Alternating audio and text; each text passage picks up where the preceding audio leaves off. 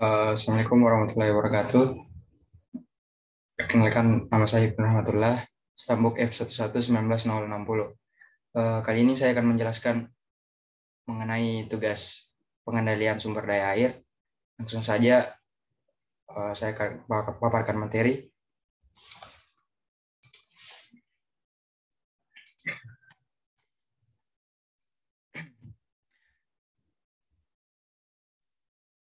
Baiklah, di sini akan saya menjelaskan pengembangan sumber daya air mengenai sedimentasi Sungai Palu di wilayah Sisinga Mangaraja.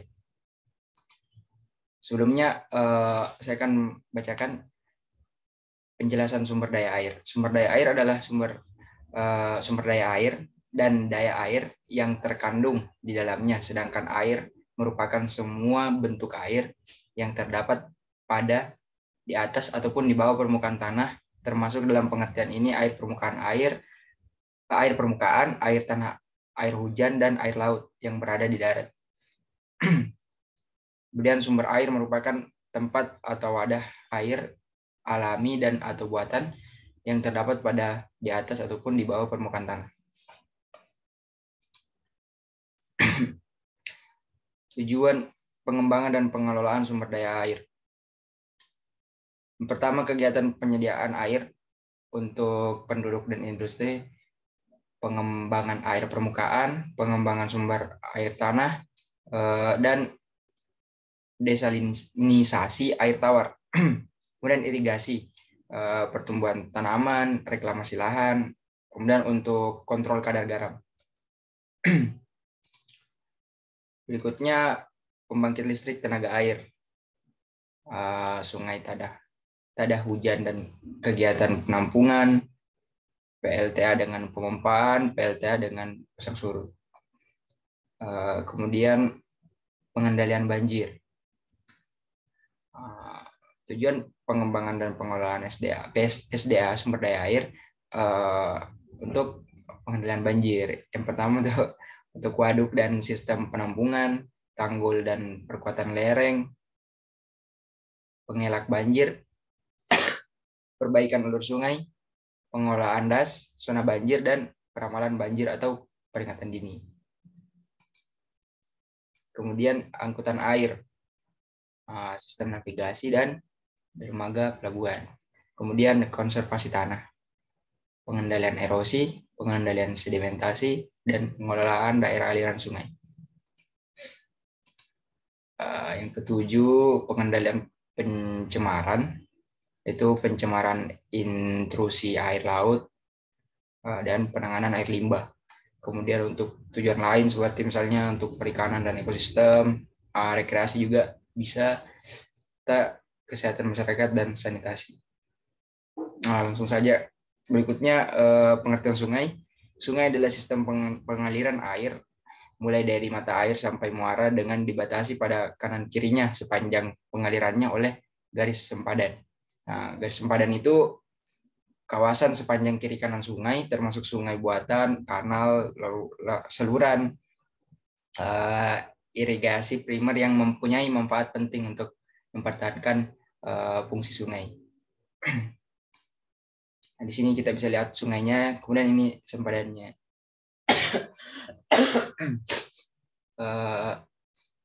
Berikutnya sedimentasi sungai.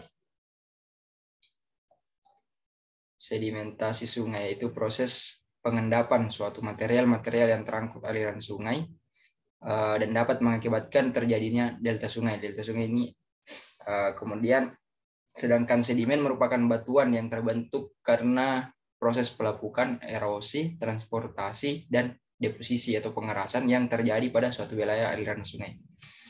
Nah, ini gambar contohnya. Kemudian penyebab sedimentasi. Pertama itu material yang menjadi bahan endapan seperti debu, pasir, tanah, dan lain. Kemudian terdapat lingkungan pengendapan baik berupa daratan, laut, atau transisi. Kemudian yang ketiga, perpindahan material sedimen dapat disebabkan oleh air, angin, es, atau gletser. Kemudian keempat, pengendapan terjadi karena perubahan atau perbedaan arus dan gaya. Kemudian terjadi replacement atau penggantian serta rekristalisasi atau perubahan material. Kemudian diagenesis atau perubahan yang terjadi ketika pengendapan baik secara kimia atau fisika. Kemudian kompaksi, yaitu adanya gaya berat dari material sedimen sehingga volume sedimen berkurang. Kemudian litifikasi, yaitu adanya kompaksi atau pemadatan secara terus-menerus sehingga sedimen mengeras. Kemudian ini contoh kasus yang saya ambil, sedimentasi pada Sungai Palu di wilayah Sisinga Mangaraja. Sudah saya tampilkan gambarnya. Jadi sedimentasi, endapan-endapannya yang terkumpul menjadi batuan baru terdiri dari komponen tanah dan pasir yang berasal dari pelapukan atau pengikisan dalam jangka waktu yang lama. Kemudian dampak sedimentasi sungai banyak. Yang pertama, dampak merugikan sebagai akibat dari sedimentasi adalah terganggunya aliran sungai berupa meningkatnya aliran permukaan dan menurunnya permukaan air tanah serta meluasnya lahan kedap air yang ditandai dengan gejala ketika turun hujan. Ketika turun hujan maka akan mudah terjadi banjir di kawasan ini. Dan ketika musim kemarau terjadi kekeringan dan pendangkalan sungai.